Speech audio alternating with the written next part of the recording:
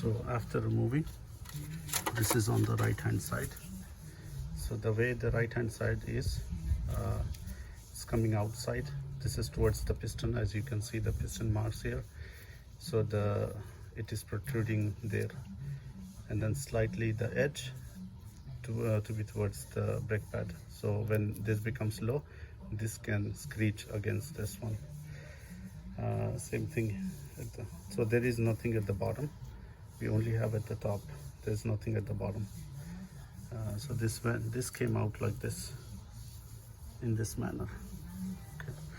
And then for the left pad, we have on the top the same indicator, nothing on the bottom, and the clip setup is like that, something like that.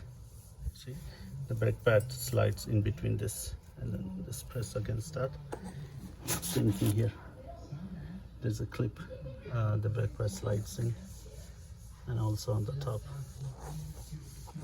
So installing the new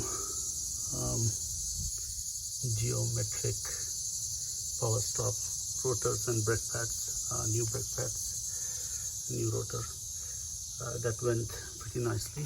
Now we are doing the next side.